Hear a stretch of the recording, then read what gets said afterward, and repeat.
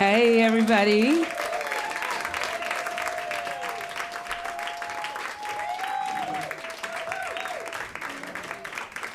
Woohoo! This is so exciting. What a great day!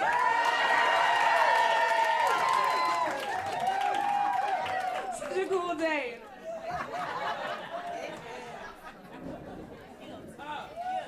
Okay. All right, y'all. Today rocks, and we don't know what the fuck it means, honestly.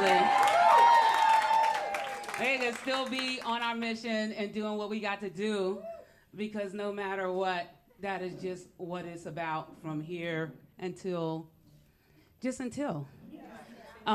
Thank you so much for being here. This is the third and last show of my residency, official residency, but hopefully not the last time I'm up in here making these good people at the Greene Space bananas. I really, really want to start off by thanking Karen Smith, you with the drums, bringing the vibration, celebration. Who started playing the tambourine? Who brought their tambourine with them? Did they bring it with them? They just picked it up and just started going. Go ahead. Was you Wendy? That's right. That's my fam right there. That's what I like to see. Fam showing up, playing instruments, jumping up in there. This is a beautiful thing. So y'all are wonderful. We are doing a lot. I want to uplift a couple of things that I'm doing. One, if you know anybody in DC, I'm at the Kennedy Center doing this great show called The Gathering with an 80-person orchestra and Nona Hendrix, Mahogany Brown, all kinds of people, so send your people there. And if you know folk in Amsterdam or Rotterdam or any place in the Netherlands, damn, I'm doing Songs of the Living. Some of you all know what it is, but a beautiful concert on June 13th. And send your people to us. It's really easy to get into the show and come and sing with me in the choir. So let me see if there's anything else for me to say about that. I don't know. This is a great night. Look at these people. They is about to say what is what and when is what and how is what and all the things, a universal conversation. So please let me introduce to you my family, J. Bob Alotta. Good morning. I have to say that during sound check, we made jokes about if I busted out an aria and what would happen. It's not going to happen.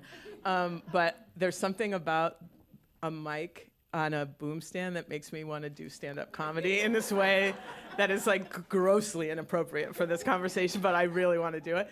I just want to check, is Rachel on Zoom? She's on Zoom, but her video is muted. Okay. Rachel, come to us. As soon as her video is not muted, will you put her on this? I see her. Can we put her here so everyone else can see her? Okay, beautiful. All right, I'm gonna, let me tell you where you are. My name is Bob Alotta. I am a rabble-rouser, a movement strategist, and kind of a good nerd that is really looking at the way technology is impacting our lives. And I work at the intersection of human rights and technology, among other things. I make great sandwiches, too. I'm so excited to have this conversation with you. So what we're going to do is I want to kind of ground us. Granted, we all know what happened today. Is there anyone who doesn't know what happened today? It begins with the number 34.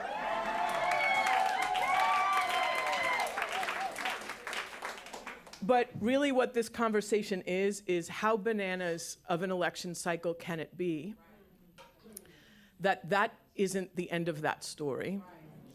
And in the year 2024, there are over 72 global elections, which means half the world is voting.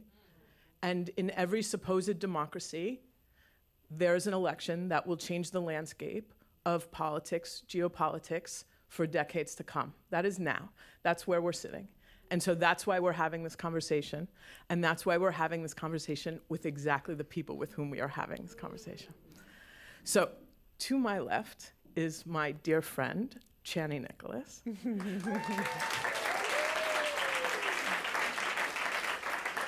And I'm going to have everyone introduce themselves, but I promised that I would make things up about each of them. So Chani is a quintuple. No, I'm kidding. I don't actually know what your sign is, which is a real disparity Mysterious. in our entire relationship. Now I have feelings. Now everybody wants to know. But as I said, the work that I do is rooted in technology, and I deeply believe that technology is ancestral, it's emergent, and it's progressive. And so if any movement that has any heft is one that draws on all of the technologies available to us. So Chani Nicholas, if you are unaware, is our favorite movement astrologer, who brings truth and justice into her astrological evaluations, and we'll get to hear from her today. Next to her is also my good friend. And Danielle, I always talk about you being the woke as fuck host, but you actually are the host of a number of other, so I am sorry that I am like 5011 podcast. Yeah, 5011 podcasts, so I'm sorry that I don't know them all by heart. That's okay. You said the most important one. Okay, good. All right. And then dialing in, I say to age myself, is dear Fred Flintstone, host a show, is Rachel Carmona, who's joining us. I don't actually know where you are right now, but Rachel is from a secret location. Yes. Undisclosed. Calling in from the bunker is the executive director of the Women's March. And then at some point during this conversation, I might throw to a video of a dear colleague of mine, Odenga, who is a mis and disinformation specialist, specifically around elections in Kenya. It's late for him, so he recorded a video for us to kind of foment on and get that information. But I'm going to pass to each of you. Introduce yourself and tell us what you're walking into this conversation with, as we kind of talk about what this electoral cycle means and where we need to apply scrutiny and where perhaps we can find hope. I'm walking into the conversation like with the astrology of the moment of this day and how precisely it's landed, with a very kind of, from the years that it's been, like, okay, well, we don't know what it'll actually be, but it's exciting to still have this. And then there's so much to talk about for this year and next year in terms of timing. And I'm so I was like, I mean, the thing that I've said about the summer so much this summer, especially August, is disinformation. So when you invited me on this, and I was like, oh my God, we're going to talk about the very thing that is so prevalent, again, especially in August, like it's just a hot spot of the year. And then there's other very important things in the rest of the year. And then 2025 is a major kind of game-changing, kind of shifting moment where things look very different, astrologically speaking. So I have like a piece of the puzzle, and then I feel like everybody else, like we all have these different pieces. And because I'm not a like political analyst expert at election cycles, I only can see like this piece of it, and I kind of know other things, but I'm so excited to listen to what everybody else has to say, because then it all starts to fit together and make sense. I love this. Hi, everybody. So my name is Danielle Moodie, and as Bob said, I host 3 podcasts. One is Woke AF Daily, the other one is The New Abnormal with the Daily Beast, and the other is Democracy-ish. And Behold. what's funny is that when I started Democracy-ish, and right around the lead up to the 2020 election, we used to end every episode with saying, we will be back next week if in fact we have a country left, and it was like a joke. So I come to this place today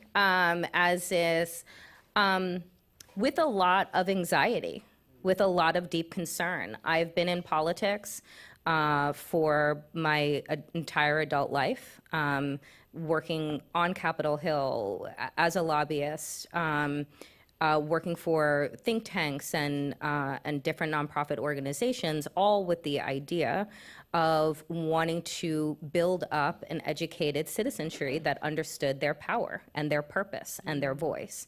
I took that work in Washington, D.C., and translated that into media because I felt that media is where people are, right? And I mean all types of media, whether you're watching news clips on TikTok, whether you are streaming a show on YouTube, or, you know, watching cable news or regular news, the information we receive is really important. And it is completely a disaster right now. We don't know where to look. We don't know what to do. We don't know which way is up. Today should have been a day where it was like, it's the nail in the coffin. It isn't, you know? And so the fact that we are here, and while I am gleeful, I can't express to you the glee that I feel, because I was one of those people that every week on the news I said, Danielle, do you think that he's going to be convicted? And I'm like, I don't know. I don't know if it matters, right? Because I'm going to tell you the truth. So I come today with like a sense of, oh my God, you know, New York did it. Like, if there's a place that was going to do it, it was going to be New York, and we did it. But then it's also like, what's next? That's why I look at Chani's app every day, 'cause I don't fucking know.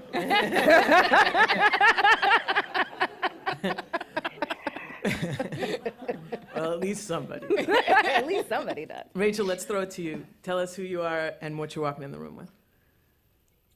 I am Rachel O'Leary Carmona. I'm the executive director of Women's March and Women's March Network. And I am bringing into the room today, what I'm sitting with right now is that for all of these years, since, I mean, really since maybe for me, the moment where Grab Them by the Pussy went viral, you know, the question was always, when is accountability actually going to land on who we've been calling defendant Trump, and I'm now shifting to convict Trump. So when is convict Trump actually going to face the, you know, the consequences of his actions? And it is not lost on me that, you know, Congress wasn't able to do it. The Supreme Court is still dilly-dallying on doing it. And who did it is a bunch of everyday people sitting on a jury. This wasn't, you know, anything cricket. This is just everyday folks like us, you know? And I'm really sitting with that, and I'm actually really honored to be like bearing witness to that. That's one of the special things about Women's March that I always liked. It was just regular people getting together and planning marches and regular people attending them. And so I think that this movement of just regular, everyday folks is actually going to be the thing that saves us. It's not going to be elite. There is no cavalry coming. And we're enough. And that is actually great news, because we're the ones who are actually, you know, showing some backbone, standing up and making sure that, you know, accountability and justice is happening in our country. Thank you. Let me tell you a little bit about where we're headed in this conversation. I have no idea, but there will be a Q&A, so think your thoughts, and then we'll close out with Toshi leading us in song. I think I want to pick up on the point that you just made, Rachel, because I think from my vantage point, since the 2016 elections, I want to talk a little bit about the role of social media and the echo chambers in which we're often operating, and what it means that all of the spaces that we're in are constantly mediated, and if they're mediated well and or not. So it's important to know that, and actually let me talk a little bit also about my experience with the Women's March. So what was kind of unbelievable, if anybody's attended an inauguration, that during the two Obama inaugurations, those were the first inaugurations that I personally had attended, and they were just festive, and there were a million kinds of balls and all of these things. It was just an incredible party, and it was very clear that it was a party for everyone. So everybody was standing up a party, and everybody, and it was thematic, and it was the city of Washington, D.C. was really alive. On the heels of the night before the Women's March, which was the day before the inauguration of Trump, I flew in from a meeting in Miami where a lot of strategists were gathering to sort of see what will be the State of the Union and how can we have a feminist response, and how can we sort of gird up for what's to come. And when I landed in DC, there were tanks on the ground, and there was a single demographic and a single generation walking in the streets in their regalia, and then there were protests. It was like I had the militarization was instant, and that was foreshadowing to the ways that our other spaces have been operating. And so we learned, obviously, that there was considerable mis and disinformation that had been happening in social media spaces. We learned quickly that there had been Russian interference, that there were troll farms that have been enacted and creating division around the schism that is the U.S. Landscape, the cultural landscape. Now, if we had done our work and healed our wounds, that wouldn't have been something to take advantage of. But we haven't done that work. We've reconciled very little, and so those schisms were there to take advantage of. To the point that you just made, there's something that's really daunting about this idea of like big tech and what the infrastructure is that allows for us to algorithmically live in these echo chambers.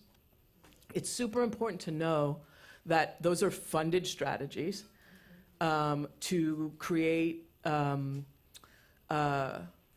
dissent, often between marginalized groups that are actually not the people who you think that they are.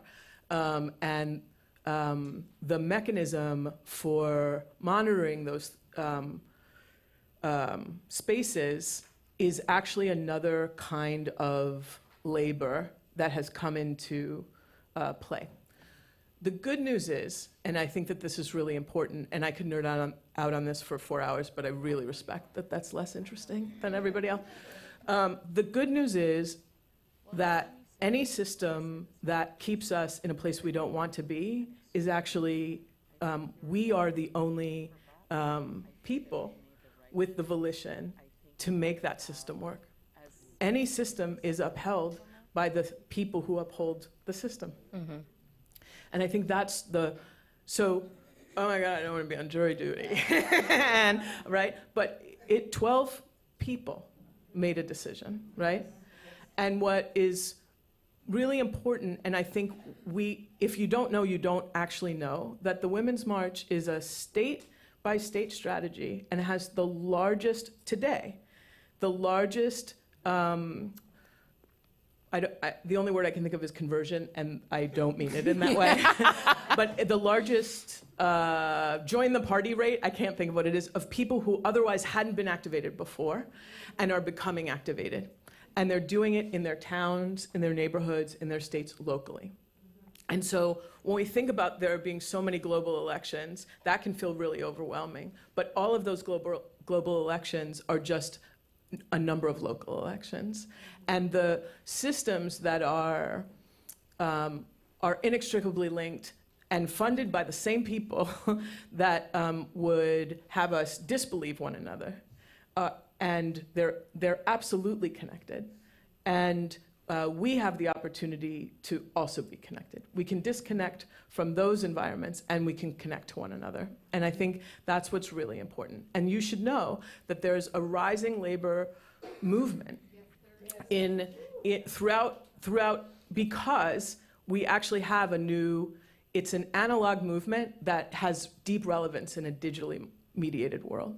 And so the content moderators who are in Kenya, who are in South Africa, who get paid $2.50 to watch the most violent content with Meta, for example, across those platforms, have unionized, that there are whistleblowers amongst them, and they're drawing attention to what their experience.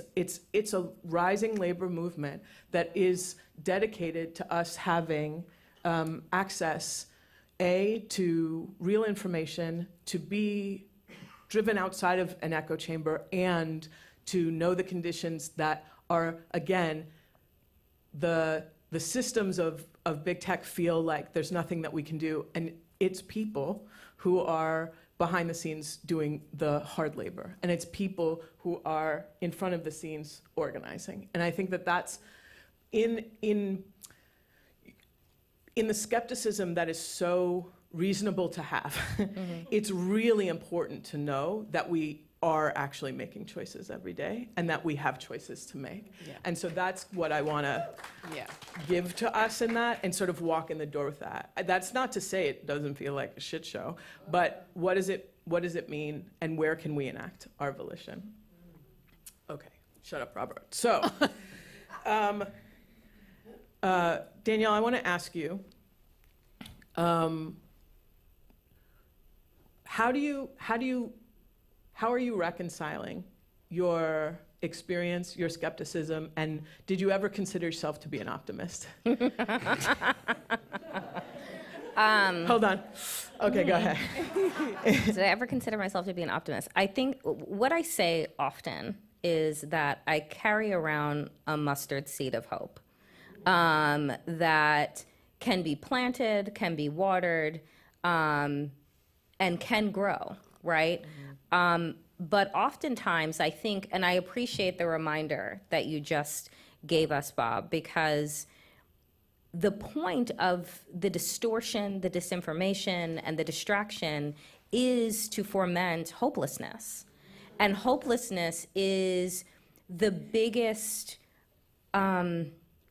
poison that we can ingest as a people, that makes us feel like we don't have any power, right? That makes us feel like, well, I guess if, Justice Alito's wife wants to fly any fucking flag that she wants to at her house, like, I guess that's just what we have to deal with. I guess if, they grift and have billion-dollar benefactors, like, what can we do, right? And it is to kind of continue to tell us that, well, what can we do? And we just shrug and kind of go along with our days. And so for me, it's like, my optimism is in people. Mm-hmm. My optimism is in the ancestors that remind us that times were indeed worse than they are right now, but that we pushed and forged a path forward.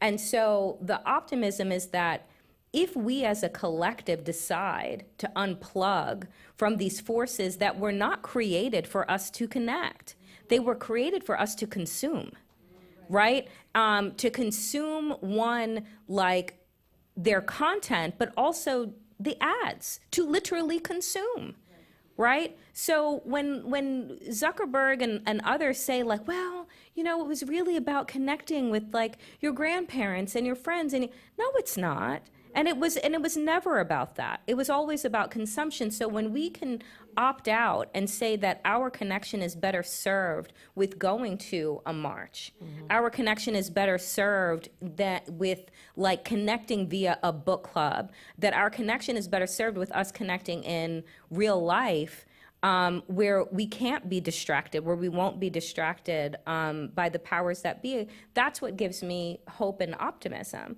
because I truly believe in the power of the people. The reason I do the work that I do is because I believe that I can be part of an alarm, right, that disrupts the white noise of distraction, right? No pun intended. True.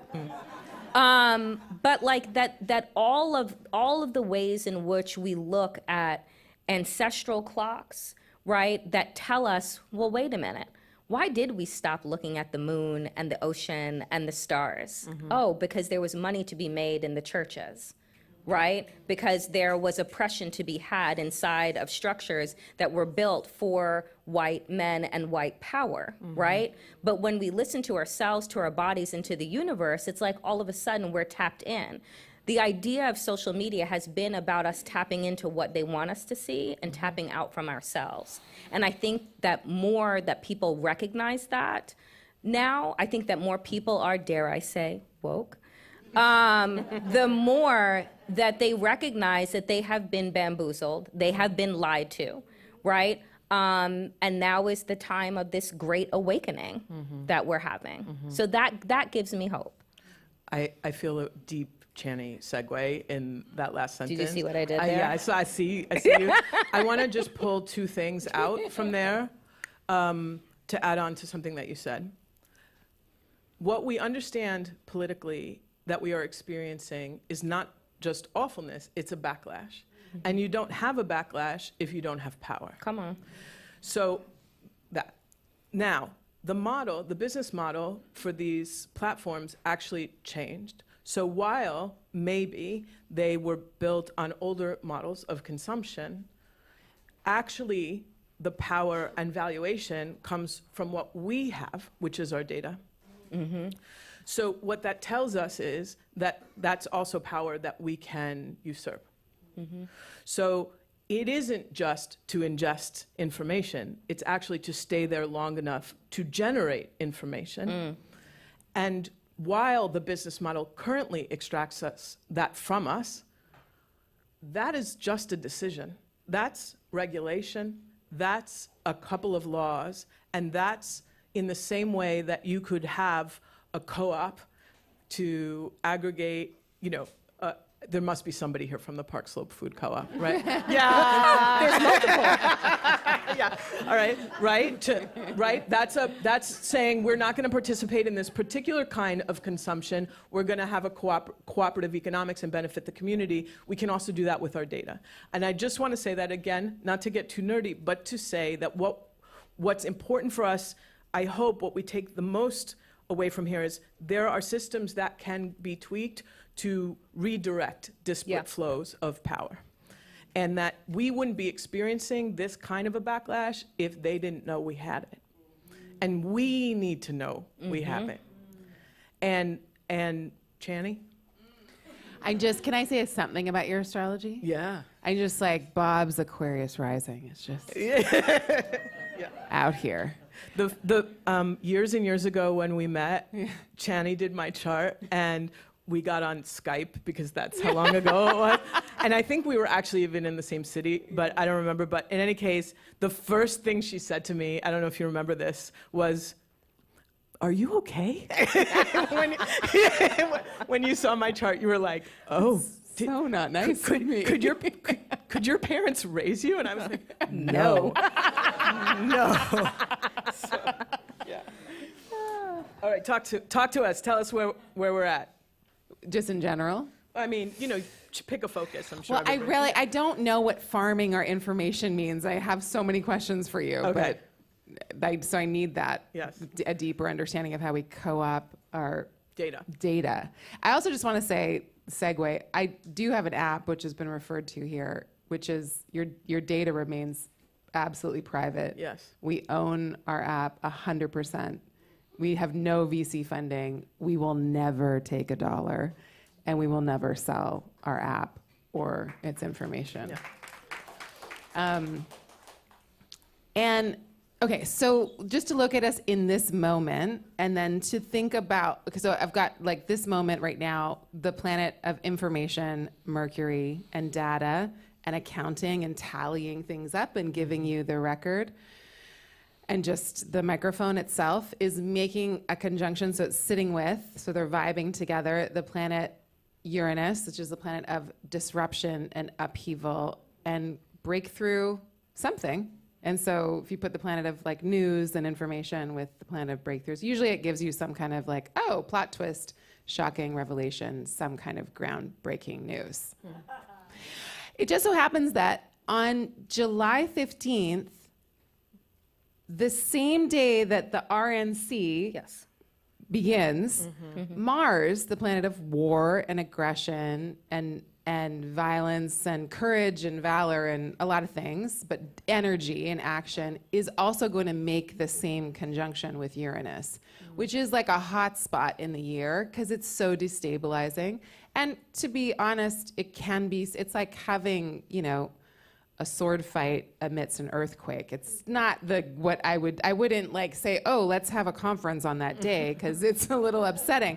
So, given the news today, I was thinking about it in one way. I was like, well, who's going to be collected at that place? What will happen?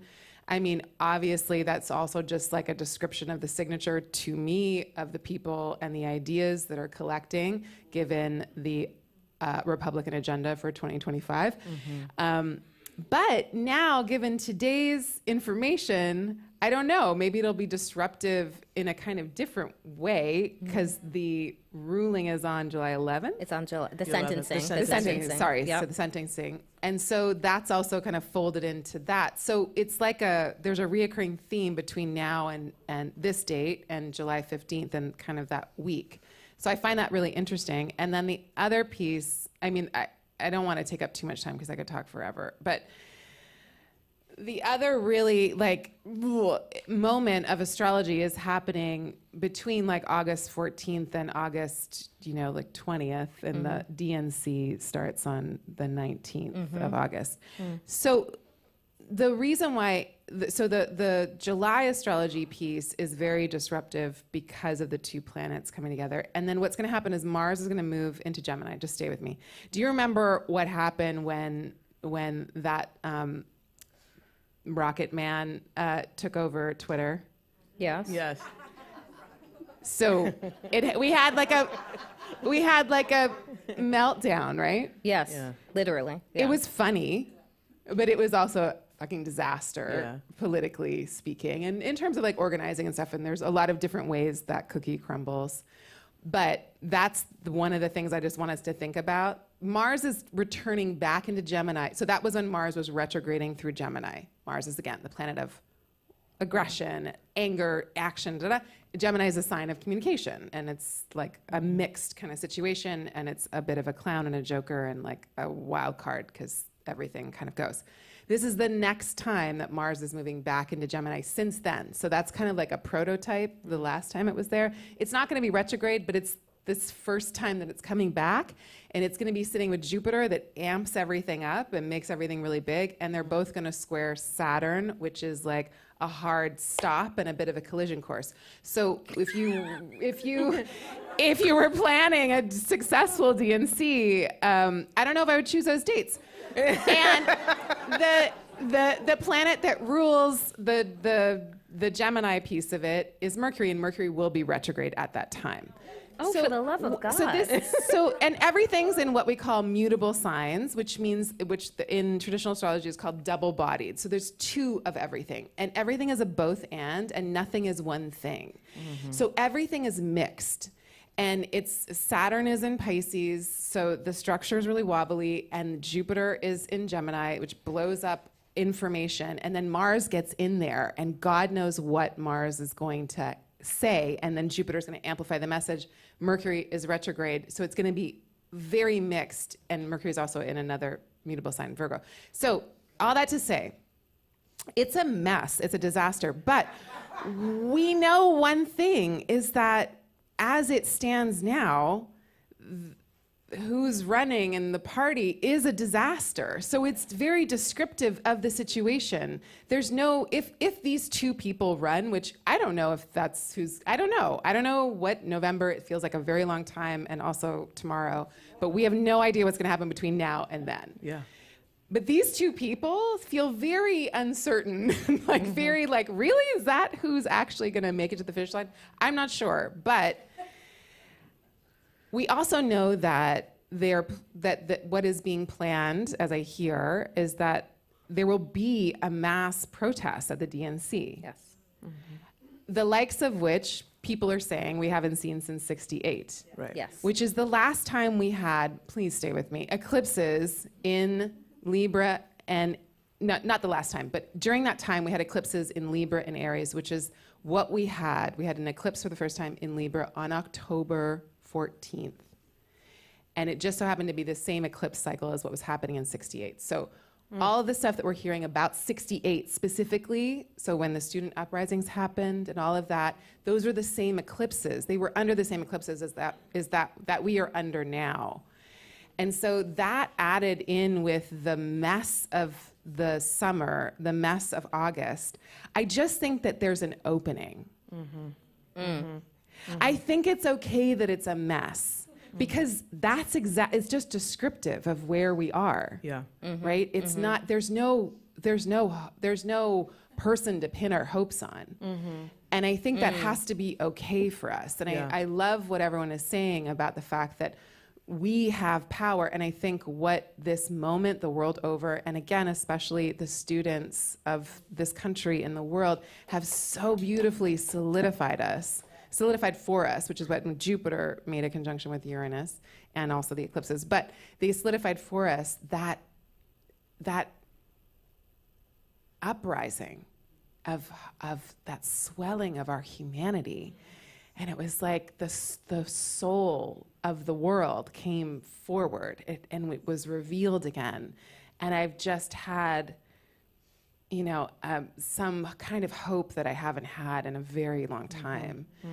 And so I feel like that is still surging through the ethers, and as devastating and as disastrous and depraved and just absolutely beyond horrific the news is, I just keep feeling like we've got to keep strengthening our resolve and our commitment and our faith in each other and in what we can do. And then there's today and what happened today and what was so beautifully said here about that. So I'm always trying to say, like, how do we talk to each other as activists, as people that are mobilizing this moment? And my job is to be like, well, this is the quality of time. So it's messy. So what can we do in a mess? Well, a lot of things can slip through, right? A lot of stuff can get through the cracks because it's going to be like a lot of attention everywhere. It might be hard to gather and focus, but that's where you can get away with a lot of stuff. Right. Yeah. And that's a strategy. Yeah. And so that, Rachel, I'm gonna toss it to you in a second. The chaos that many of us have experienced has also been a strategy. Yeah. Right? Yeah.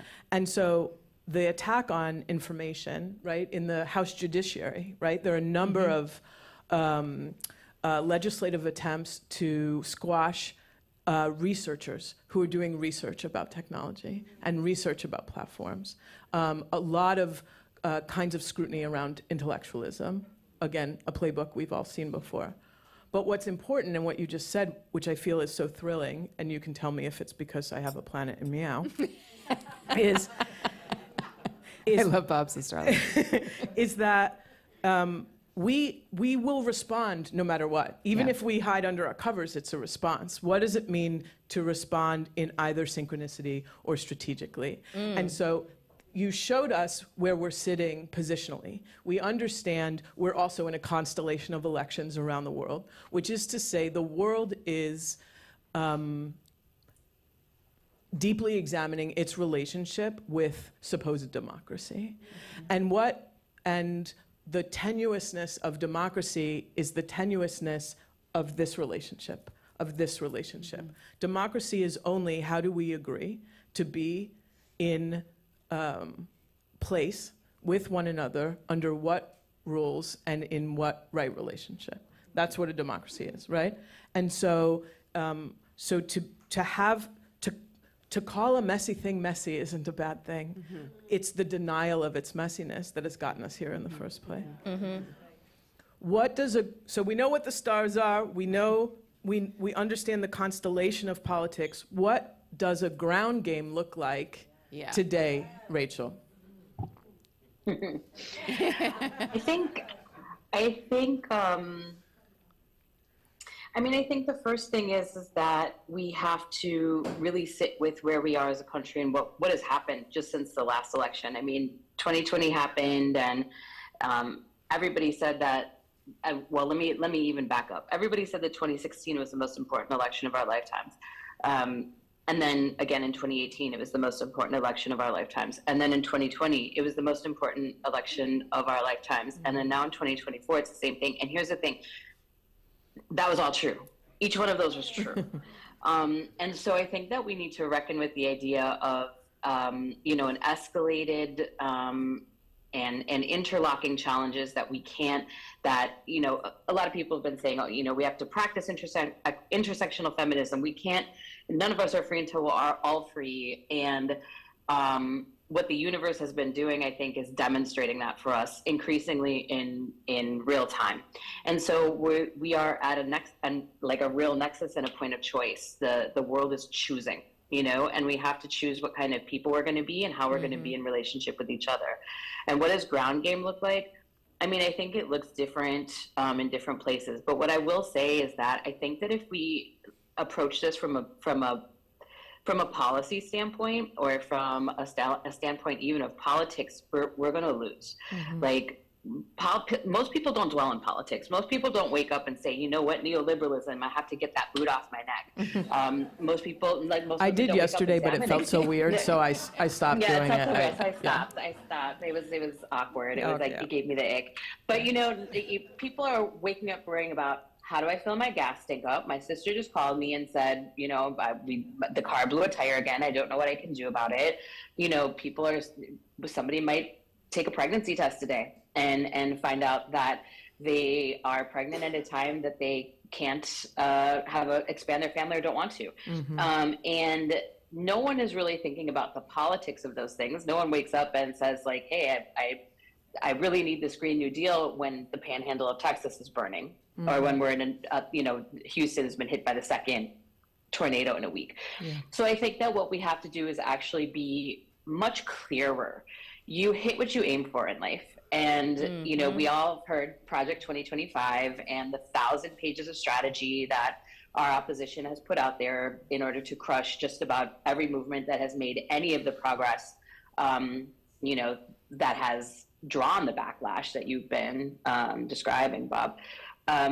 But at the end of the day, what they're talking about is getting people involved through easy, low bar, you know, ways inside of their movement, tracking those people, finding them political homes, and giving them ways to create community with each other, make meaning in alignment with their values, and to build a people power to find common cause with each other. And so the funny part of that is that that's actually our playbook.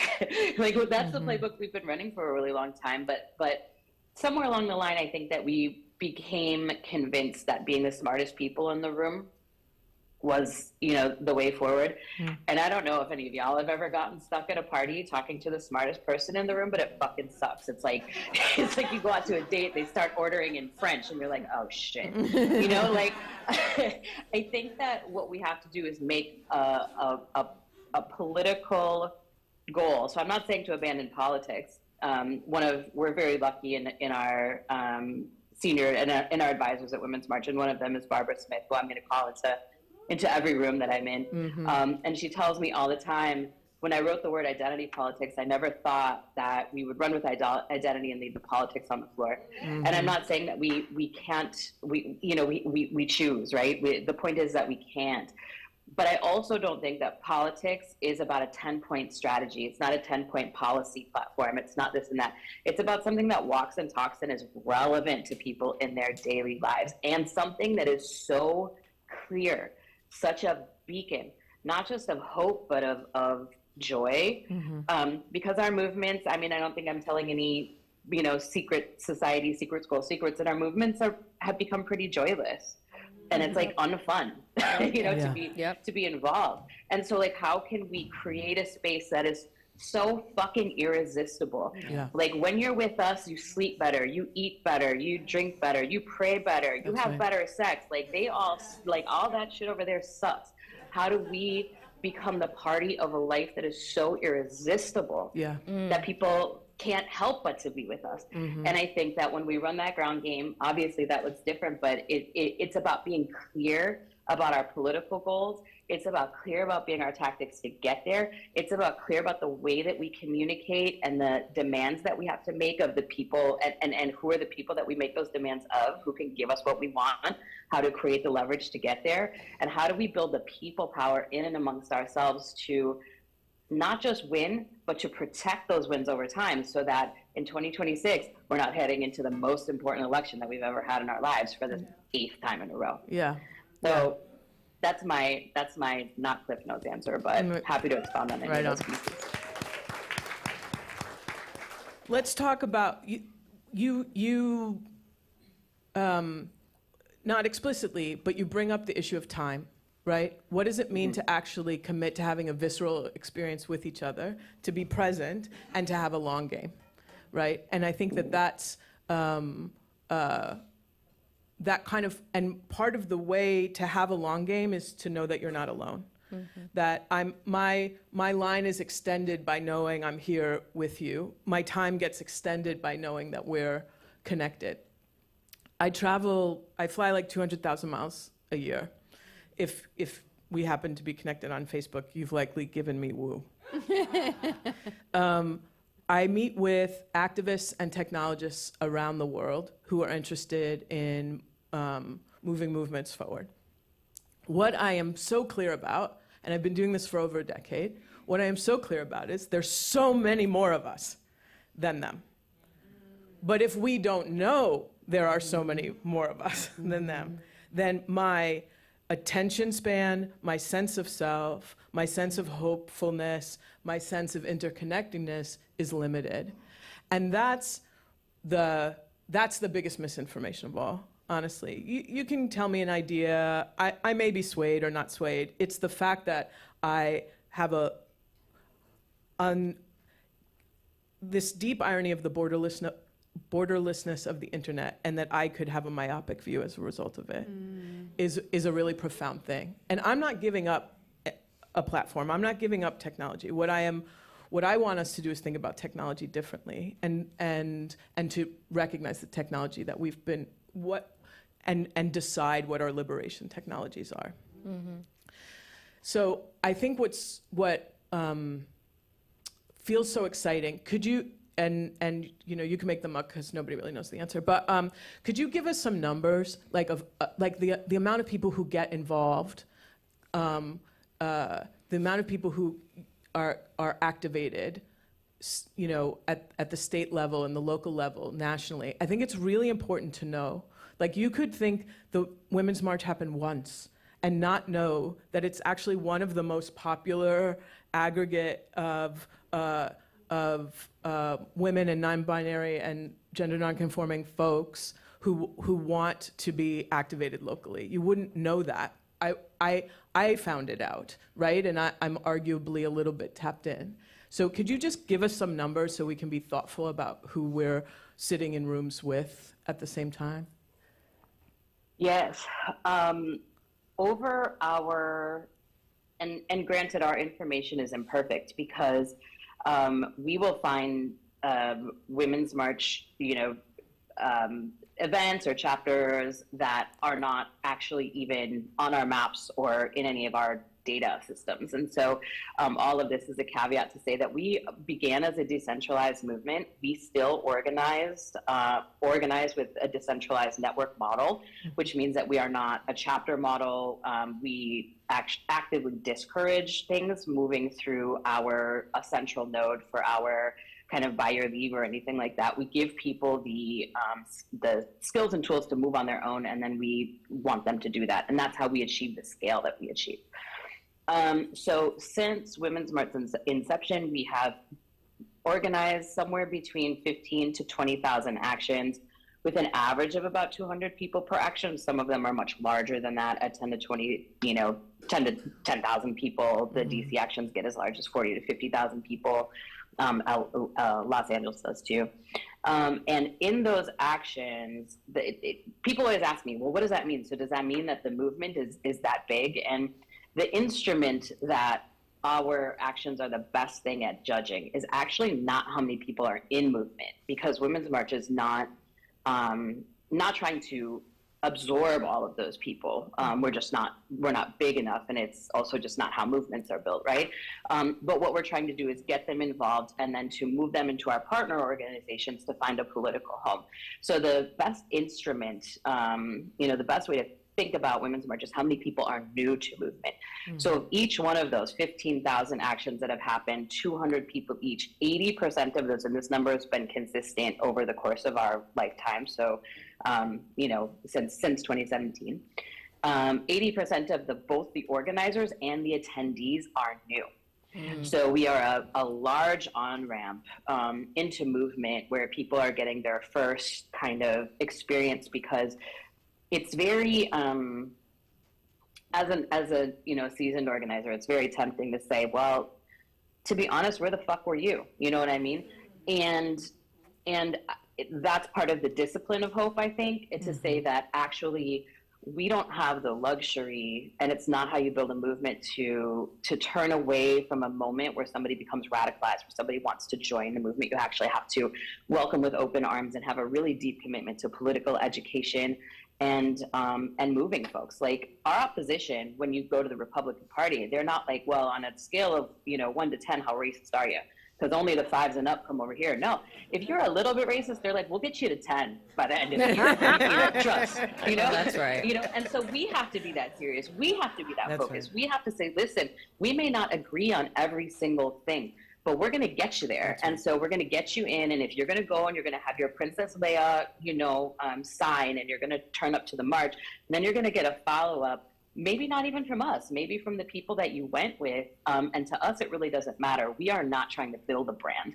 We are trying to build power. And part of what winning now and defending those wins depends upon is to us have better discernment between building power and building a brand, and how we actually build power amongst ourselves to win for our people and not to win for people who sell us out down the road. That's right. That's right. I'm going to shift us a little bit and talk about the unthinkable, actually voting. So I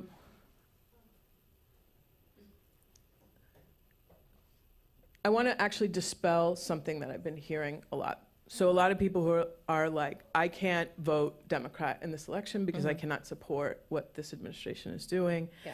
And then the counter to that is, oh my God, then we're going to have Trump, and what do you think is going to happen? And when I hear those numbers, and when I fly around the country, that actually, and when you're talking about the students, the reason why young people are often the ones who are willing to take risks is because they don't see a benefit in not taking them. They see the benefit in taking the risk, and they have the cultural capital to do it.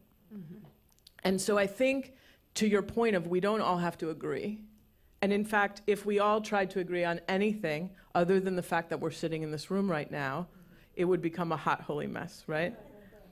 But we're here, and that's enough. I'm reminded of, I'm going to butcher this, but Toshi's mother, Dr. Bernice Johnson Reagan, the speech she gave on coalition politics in the 80s, and she makes it very plain.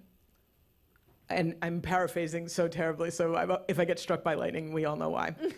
But basically, she says, I don't have to like you. You don't have to like me. We don't have to agree on anything. We have to agree to do this very tactical thing together. And that's what movement building is. We have to agree on this tactical thing. So if instead of us eating our own, right? So we're so proud of the dissent, but then we're so petrified if that means that you're not going to vote. Go get all the people in your generation to go vote and cover those young people so they don't have to make a vote that they don't believe in. We have the numbers to do it. If we look at the percentage of people who vote in this country, it is so minuscule. We could have it all. So instead of squashing the very instigatory energy that will get us closer to the world we actually want to be in and the truth that we otherwise don't have access to hearing, uplift that and demand, right? Like if I said, listen, the tickets to this are $50. And you're like, girl, I ain't coming for no $50, right? But somebody's like, I actually can pay $1,000, right? And pay what you can, right? This was a pay what you can event. So that if you came in for free, if you came in for $250, what we did was create this room together. That's the only agreement. If we need 10,000, 30,000, 40,000 students on the street, young people, dissenters, old people, dissenters, it doesn't matter, so that we have a moral compass, make sure you go get the other people who are willing to cover them in the same way that you'd bring them pizza or shelter or buy a REI tent. Vote for them so that you can have it all. And that's like a really provocative, you're like, what if it doesn't happen? That's our job. I think you need to get on TikTok. I understand that you're on Facebook. Only for Woo. Only for Woo. Only for Woo mostly. And you need to get on TikTok. Yeah. TikTok for the country. Yeah. Danielle, did I make you mad? Come on, because it's sort of like I was fighting with you in this. It's like that was dissent to a recent video that I did on TikTok.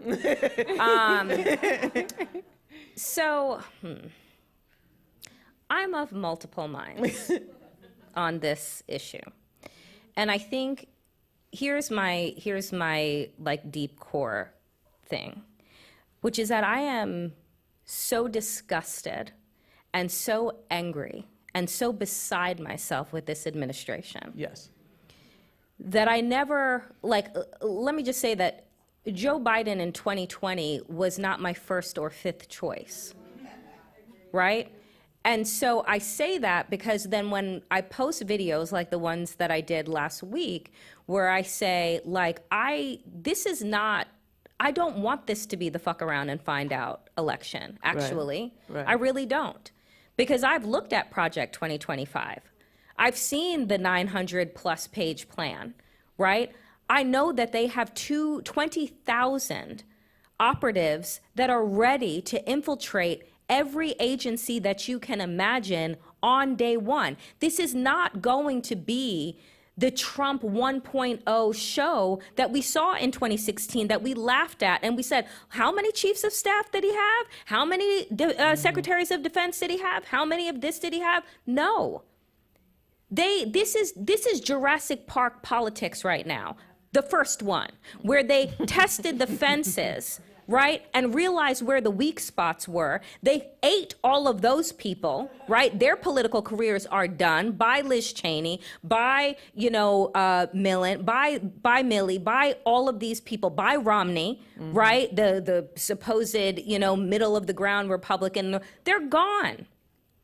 So while I want people to vote their consciousness, I don't want to tell people to give up their morality, right? As a way to say that you have to swallow this, but I'm gonna fucking tell you, swallow the fucking pill.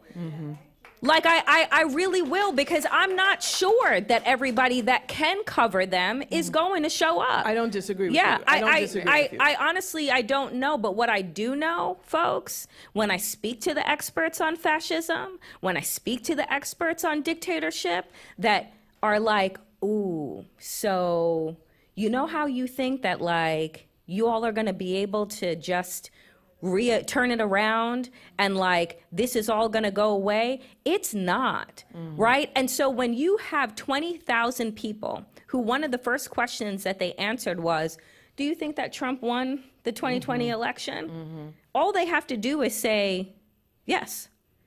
They're in. And that's their blood oath that they're taking. So on that inauguration day in 2025, if it is Donald Trump, it is going to be the Trump dynasty for generations upon generations to come. And the way that you saw tanks in 2016 or in 2017 when you landed for the Women's March, I don't think that people understand just how quickly things will shift and just how dangerous this climate will be. So Do I want people to vote their conscience? Yes, but what I will say and end on is that this is not a single issue election. This is every fucking issue election. And so if you care about your freedom, if you care about your power, if you care about your uterus, if you care about clean water, if you care about clean air, if you care about mass incarceration, if you care about education, right? Like, this is this election. And we have so much work to do if, in fact, we can fucking hold on. That's right. But I'd like us to be able to hold on. And the only way that we do that is if people fucking vote. And if I could add on to Those that are my too, thoughts. Say it, Rachel. I think the moment demands rigor. And Yes. I don't actually see a contradiction between what you all are saying, because I think there's a moment where you can approach this with rigor and get to a place where you could say, I'm voting third party or what have you. But if you really care about, reproductive freedom, Gaza, foreign policy in general, Gaza is not the only thing, Sudan, other, all of the other issues that we've been talking about, immigration, the economy. The question for me becomes, are you trying to change conditions? So if we're really concerned about conditions for Palestinians in Gaza, Palestinians in the United States, women, abortion access, reproductive freedom, immigrants, etc., does withholding a vote for Joe Biden or for the Democrats change conditions for those folks to the good or to the bad? Does it give us more opportunity and more ground to organize on, or less?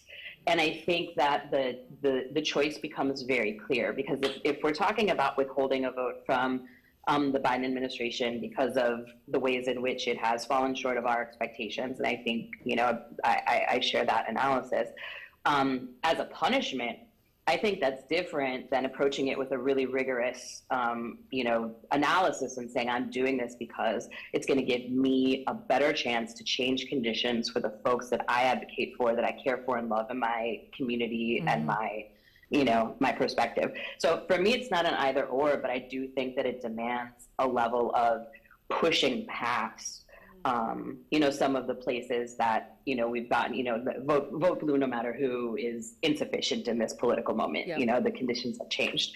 But I actually don't think there's a contradiction between what you all are saying. Yeah, no, 1,000%. I think it's really important to have that be the conversation. That's the motivator to get people to vote. There are so many people who don't vote, right? And so many people who are on the fence. So telling the truth and being tactical about it and being very clear what you are and aren't voting for, and then what you're going to do after that election, and with whom you're going to be organized, is critical. And we can have a conversation about covering it's just math. Yeah. Right? Yep. We can actually probably tally how many votes those are and what we need. And in the same way that we could have a potluck and be like, don't all bring pie, because it's not a pie dinner. We could actually be like, and now I want pie, but it could actually be, Wisconsin's going to show up with 10,000 cover votes, and this, right, we could just call for it. And I don't think it's an either or narrative. We are not at a time where no binary is going to save us. So it's certainly not this one. But I do think, what does it mean if we don't tell the truth about the situation, and if we don't understand that each of us, just even by voting, is a strategist? It's not the providence of some messianic character coming down the pike who's 102 years old. Then that actually, it gets us back to where we started the conversation. Is that actually the power and the volition of our volition, and the power that we actually have, and that where that power is most aggregated or consolidated and extracted from us, that's where we see disparities in wealth, in conditions, in lived experience. And so that's ours to either give away or to insist on keeping and to activating. And that's just true. That doesn't mean it's not hard. But oppression's fucking hard, right? We do hard shit all the time. Let's do it in the service of a collective vision. And I think that that's part of the problem of where we find ourselves, is that when we said in each of the elections that Rachel, gave off, 2016, 2018, 2020, 2020. When we went through those, we said that if you do this, things are going to be easy. Yeah. You'll go back to normal. We just need you to vote in the middle of this pandemic before we have the vaccine and stand in line for 10 hours with no water. But I promise you that if you do this, it'll go back to normal. That's the lie that I feel like the Democratic Party actually needs to own up to, is that voting alone is not the solvent, right? Like it is part of a strategy, right? The part of the strategy that has you show up. But I think that why people find themselves in a place of exhaustion is because they feel like I did my part. What else do you want from me, right? So we don't educate them on what is needed in this new world to be a citizen in this new world and space that we find ourselves in. It isn't the vote and go back to normal, right? We're not normal. Today is a day where the first president of ever in the United States is a convicted fucking felon, right? Like that shit is jubilant, but not normal, right? And so not normal for America and for Americans. And so I think that this idea that if you just do this thing, you get to take a deep breath and like kick your feet up, I feel like we have to redirect the conversation about doing hard things, and that being a citizen, being an activated citizen is about doing hard things all the time. And I have to figure out a way to also create some ease for you, right? There has to be some way that us just being in proximity to one another does generate ease, because we are tired and it is hard. And so like, what does it mean to be willing to show up, but also to create some kind of mutuality that actually does alleviate? That's what happens in congregations. That's what happens, right, in activated communities, right? Is that you watched my kids, you brought me dinner, right? You held me up when I caught the Holy Ghost, whatever it is. Like I have to create even a moment of ease or hope for you, and I need you to do that for me. And I think, and also I feel like that's what being queer, that's like the whole point of being queer, is actually to break out of a mold of heteronormativity and actually be in love with each other and be in love with ourselves. And I think sometimes we lose that, no matter who you love. But I think that that's something that I've always tried to lean into, is that what does it mean to queer a situation, and that it means to know your own name even when you're being called another one. It means to be willing to love in this particular kind of way, even if you're being told that it's wrong, and to say, I resist that, I insist on this. And I think that as we get older, as we kind of are in these multiple cycles that are difficult, that when there's more organized hate against us, I think it's easy sometimes to let go of that. And I think that that's something that I know for myself that it's important to lean into. It's the same way that if you look at the strength of any movement, if you look at how any civil rights have been won in this country, particularly for people of color and Black people specifically, there's no way that you don't find joy and voice central to that experience of the reclamation of power. It's impossible to have it without it. And I think that's a lesson that we have to keep leaning into, and an experience we have to keep leaning into, because without it, then we're alone on that line. Yeah. I'm mindful of time. Do people have questions? We gotta shake this question thing. We're gonna take 2 questions. It's gotta be a question. Can't be a statement. Can't be a question that's got 5 sentences. It's gotta be a very specific question to somebody, like a person. Pick your person so that 4 people don't try to answer the question. That's just like that. Okay. Who's got it? Oh wait, they're Oh, Wait, hold on, there's a hold mic on, coming hold on. to you. There's Hold a on. mic. Here's a mic. Okay. When you're on TikTok speaking so passionately. Hold the mic to your mouth. Sorry. She can hear me though, right? Podcast. I'm sorry, I'm shy. It's okay. When I'm on TikTok. Mhm. Can you educate the young people or whomever is watching that we're on a micro level? We're in a country where they're passing laws that it's illegal to give someone a bottle of water online to vote. Like, not forget about genocide, but on that level, like that's where we're at.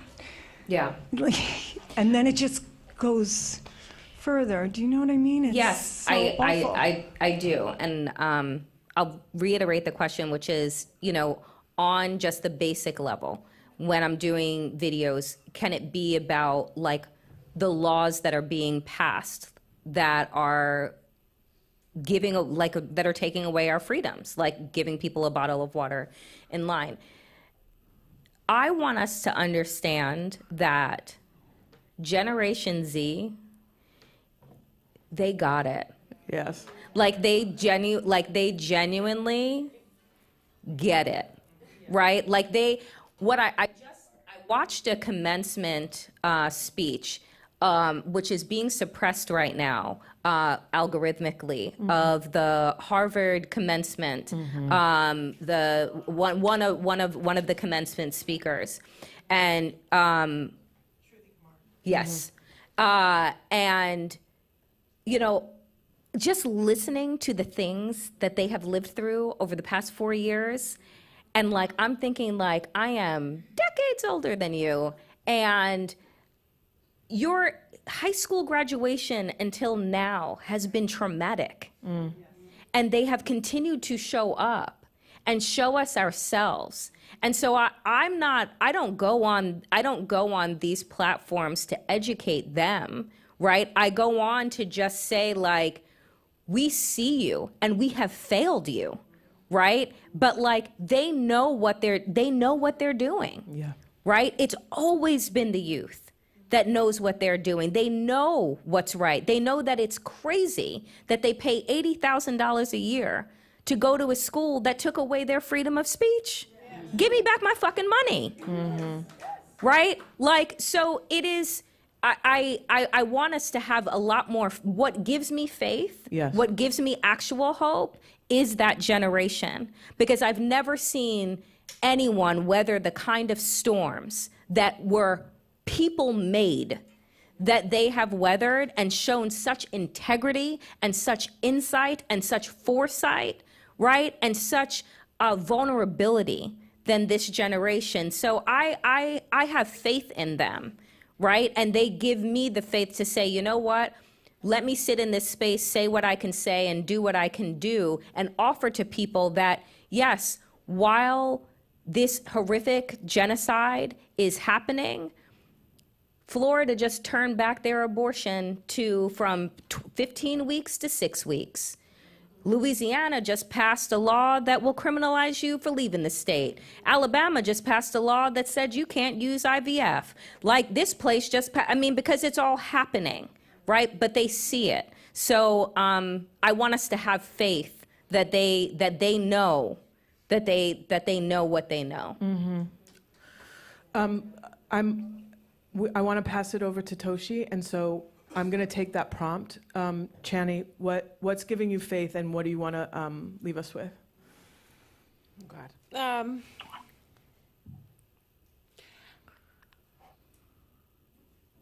What's giving me faith is that nobody in this moment has allowed this genocide to happen without disturbing the peace worldwide. And it has been massive, and that I now live in a world where people say Palestine. And as a Jew, that's a very important thing for me. And I have never felt so, devastated and so hopeful at the same time. And I just think of Angela Davis in a lot of ways in this moment, but Palestine is the moral litmus test for us, and also we vote not for a person, but for the conditions within which we want to organize in. And also, like Peter Beinart the other day said, I will simply vote because Trump will be worse for Palestinians, and that's enough for me to vote. And so the youth give me an incredible amount of hope, but also just to see people worldwide. I mean, folks today at, Israeli embassies around the world are doing things. I mean, people are activated. That there has been this awakening, and this is going to help us to focus our energy and move something, because we are up against forces that are so strategic and so thorough and so resourced, and have been at this for decades with this very moment in mind. And so we need to, I don't know why the liberals have such a fucking problem. I don't know why I don't know why the left, I don't know why we've got such a problem being so strategic and inviting. And I think we are the party, and I don't understand why we have a hard PR problem with that. But we need to get there very quickly, because I think we have a very short period of time, but I think it's also volumes of time.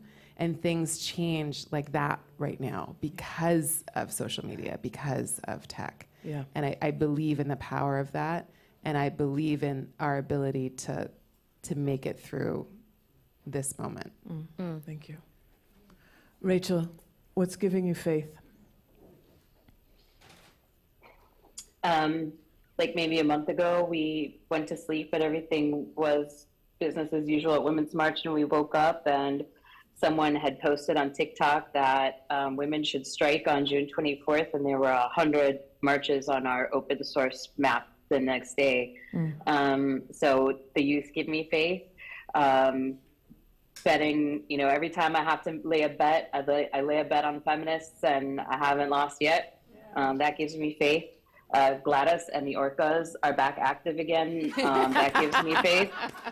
And, it's just like I think the act of being consistent gives me faith. Miriam Kaba, who many probably in the crowd know, always talks about hope is a discipline. And there's this meme that I love, and it says something along the lines of, people talk about hope like it's this ethereal cobweb, and really hope is getting up off the cobblestones once you've been knocked down, spitting the tooth out of your mouth that just got knocked out, and getting ready for another round. We at Women's March, we like a fight, so we're ready for 2024, and it gives me faith that there are so many people who are fighting with us. Right on. I get my faith from everybody in this room. I am very grateful to be in community and congregation with you. I am somebody who will come to any religious service anywhere, not because of my belief in a specific deity, but of my belief in the ability for a congregation to raise spirit. And I'm so proud that we did that today. There's no one I know who does it better than Toshi Reagon. So, who activates one of my favorite and most intimate liberation technologies. Yo, Jenny says right there. I would tell you why the Democrats are don't have a good look, except for the young ones that come out and be clapping back on everything. Because Jenny is there. When they got invited to the 2017 Women's March, they agreed for 2 women to speak for 2 minutes each. They had the most thirsty people I have ever been around in my entire life, and I have hung out with so many rock stars and so many famous people. The thirst and desperation is on a level that we cannot comprehend. I bet if you go back and can find, I was like stage manager, music director, you might see me going behind them and talking about going, get the fuck off the stage. Get the fuck off the stage. You're ruining it for everybody. All these people need to speak. They brought their cousins. Half of them weren't invited. I don't even know how they got there. It was like, I literally cursed out senators. And Maxine turned around and looked at me and was like, you go get them, girl. You know, like, it was like, I am telling you, you have no idea. These are people who didn't say anything when it first started and when they found what the moment was, and it was some celebrities as well, but I'm not calling no names because they all right with me. But their level has some ether that I could not comprehend in the moment. And I was like, literally 4 million people have gathered to punch the idea that this man could get elected in the face and say you will never think of his inauguration without thinking about us. And your ass is up here trying to have a moment. And that is the thing. Thirst, beyond thirst, beyond thirst, beyond thirst, beyond thirst. The epicness of thirst. And I'm like, you had a chance to be cool and you ruined it. They don't know. They could have just came and said, hey, I'm just here. And yeah, I'm just supporting and get off the, no, they can't do it. And that is why. The epicness of thirst might be your dissertation. Beauty, so skin deep, from your head to your feet. Too much reverb, my friend.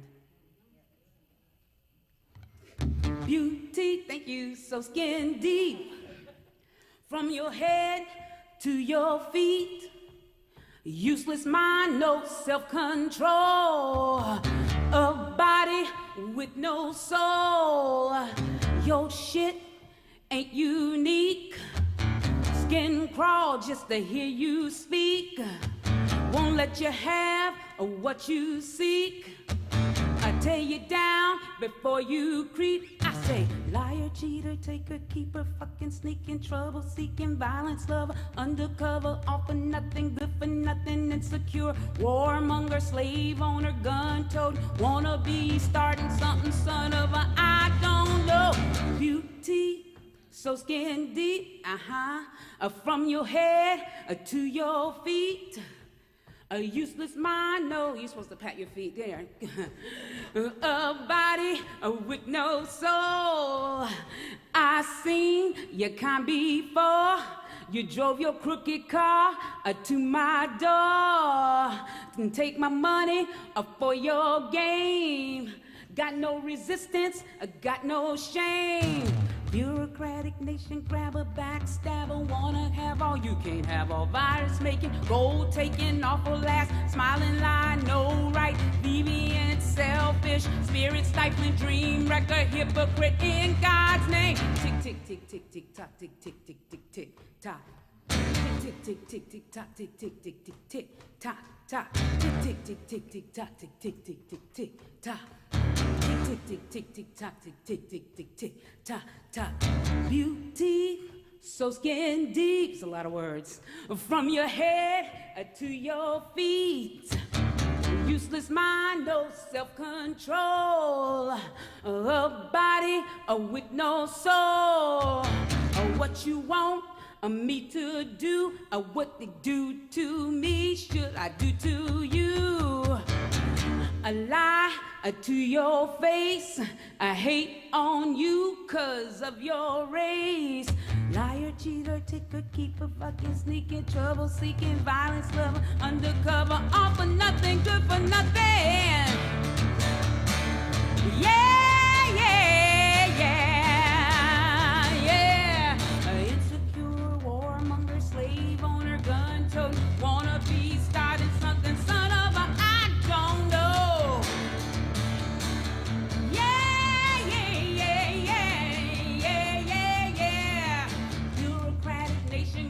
Backstabber, wanna have all, you can't have all. Virus making, gold taking, awful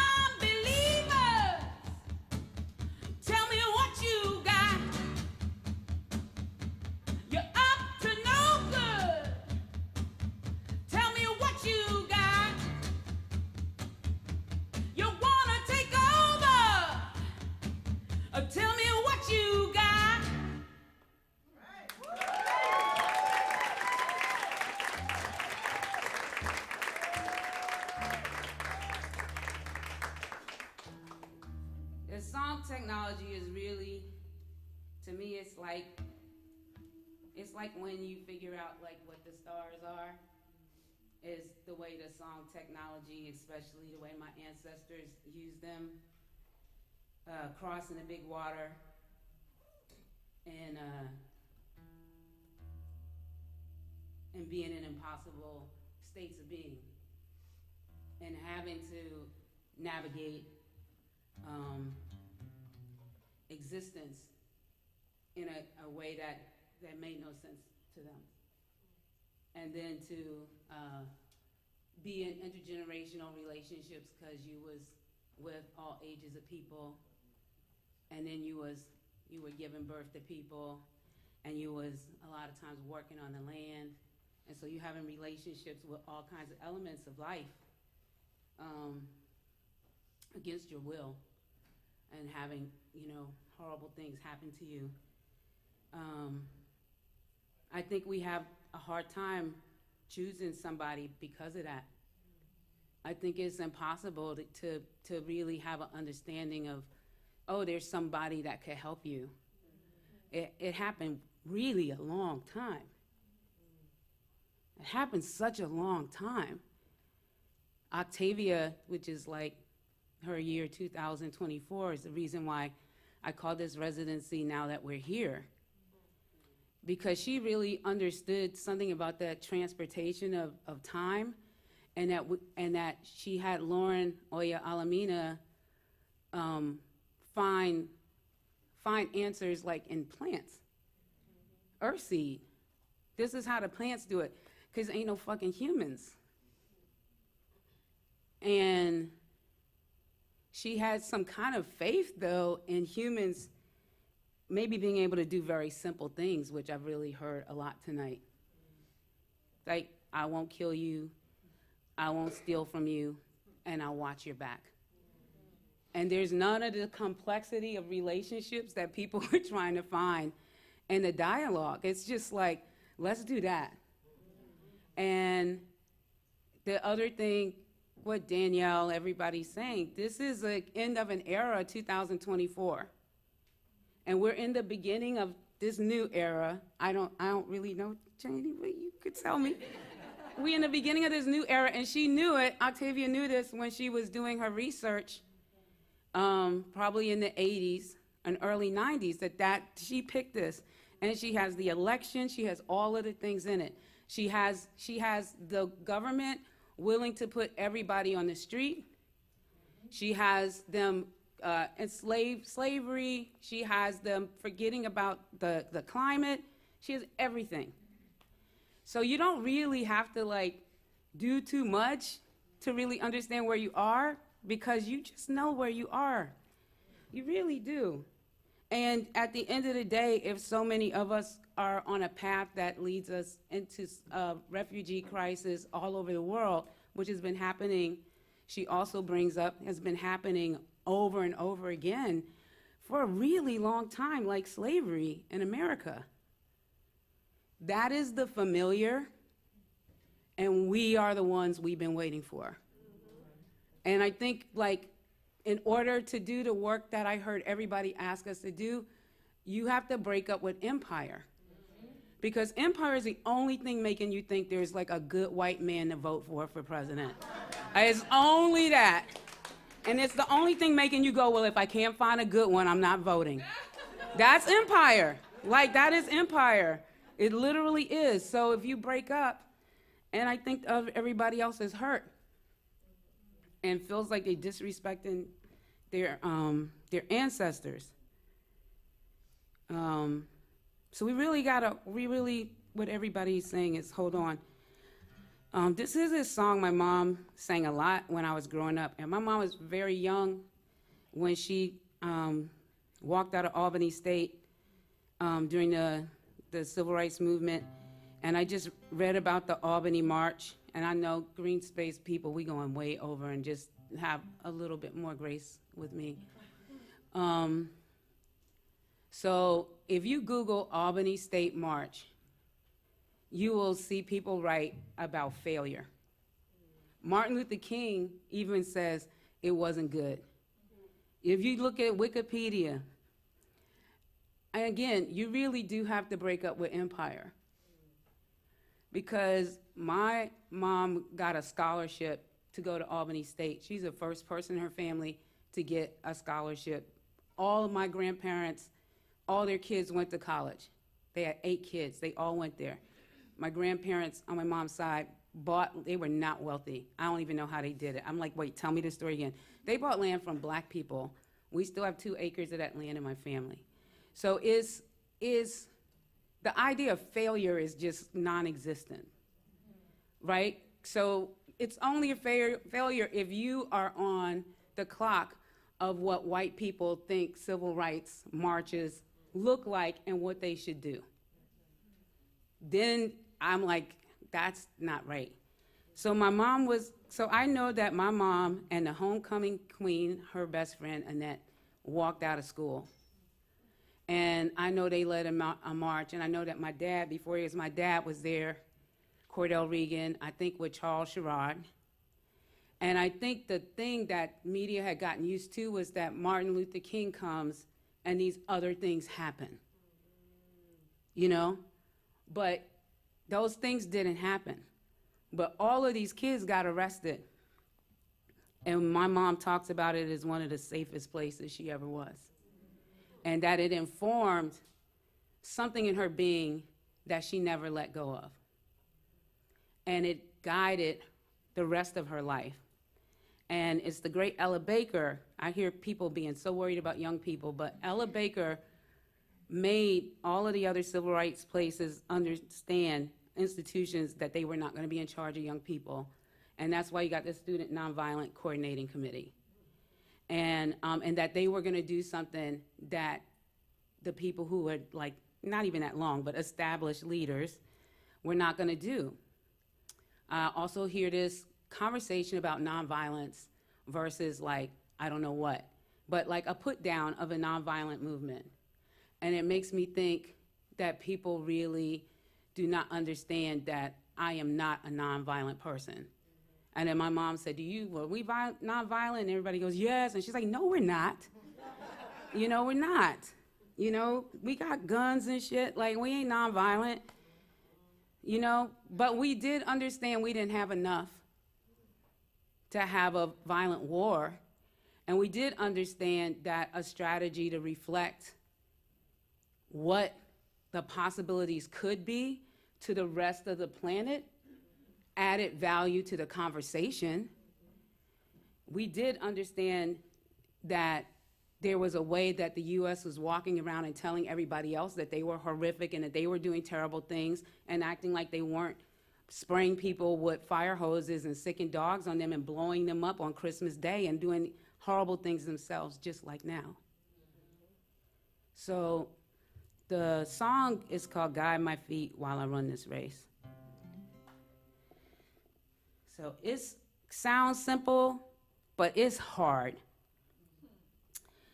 So I'm gonna just sing you a little bit. So hold on. Guide my feet while I run this race. Oh, guide my feet while I run this race. Oh, Lord, guide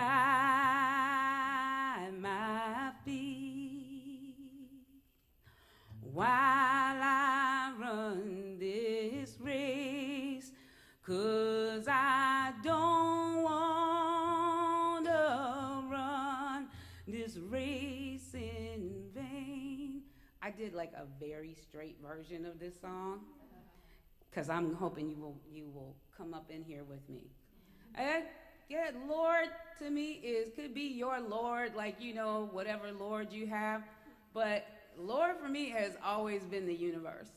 It's always been the spectrum of something that's there that I know is there, but I don't necessarily always see them. And then sometimes they show up in a daffodil or a little child or something like that. So here you go. Yeah, I'm giving you a line. Guide my feet while I run this race. Guide my feet while I run this race. It's a hard song to sing being still. I don't know if you noticed that I started singing, I was pretty still, and then all of a sudden I started to move, because you won't get it right. So try to find the natural place that your body is telling you to move while you sing this song. The second line is, oh, guide my feet while I run this race. Oh, guide my feet while I run this race. I know you're feeling it, but unless you know this song, you need to be looking at my mouth, or you will never get it right. Let's just look at my mouth. Then you back at one. Guide my feet while I run this race, 'cause I don't want to run this race in vain. This is one of those songs that a few people might go, race in vain, after race in vain. Let's just do that. Okay. 'Cause I don't want to run this race in vain. So the way you handle that is you only do it if the spirit inside you said, we got this. Otherwise, you just wait for the next line to come around. You don't be just jumping on there. The next verse is, I'm your child while I run this race. Okay, y'all ready? We just gonna do it. I don't know. The like arm on the chair. You really want access to you, but the access to your body when you do this. Okay. Otherwise, you like 25% in, which I guess is okay. Guide my feet while I run this race. Whoa, guide my feet while I run this race. Oh Lord, guide my feet. Put your camera down. While I run this race, 'cause I don't want to run this race in vain, oh Lord, I'm your child. While I run this race, oh, I'm your child. While I run this race, oh Lord, now I'm your child. While I run this race, 'cause I don't want to run this race in vain. All right, y'all gonna have this by yourselves. Guide my feet. Come on. While I run this race, whoa, guide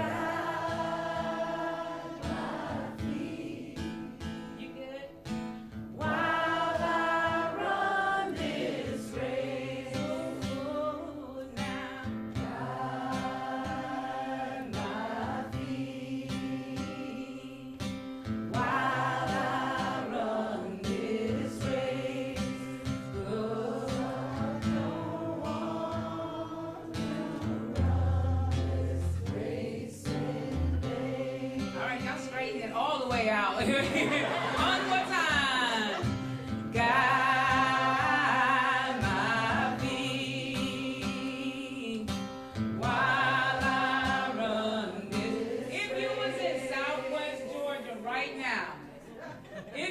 Southwest Georgia right now, and you've been in jail, and you got nowheres to go because so many people are around you, the only thing you can do is sing this song and move and clap your hands in the space that you have it.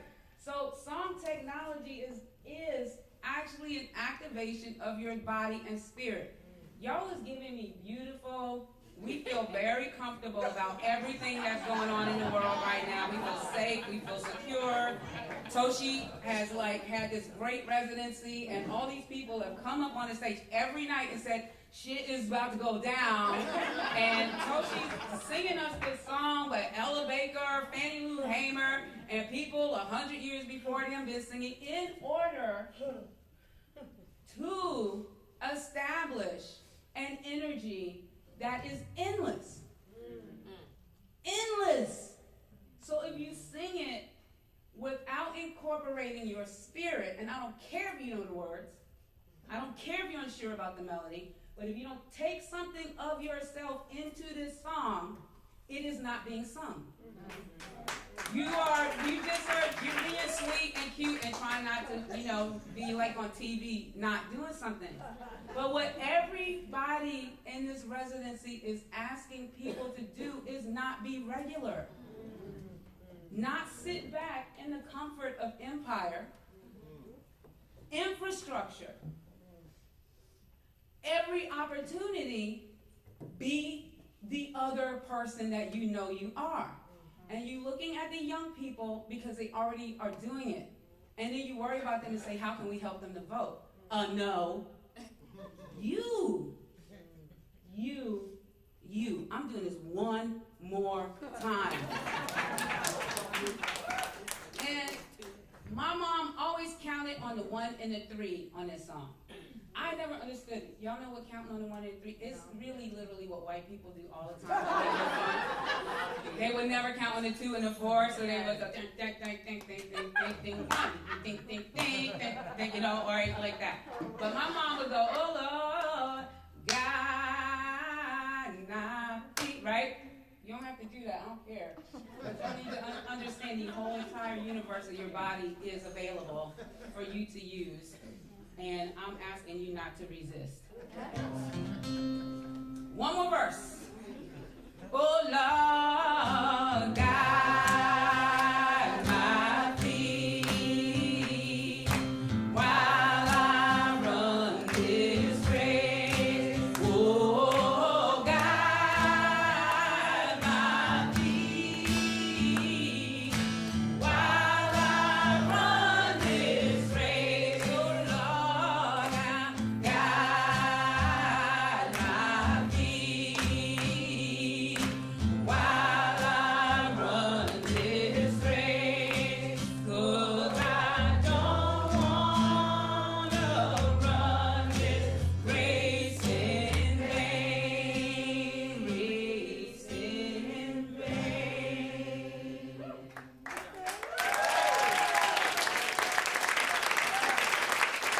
Thank you, Jazz, Mr. Jazz. Thank you. Thank you, the entire staff of the Greene Space, which has been incredible. Collaborators, congregationalists. Thank you, Bob, J. Bob Alotta. Thank you for this incredible panel.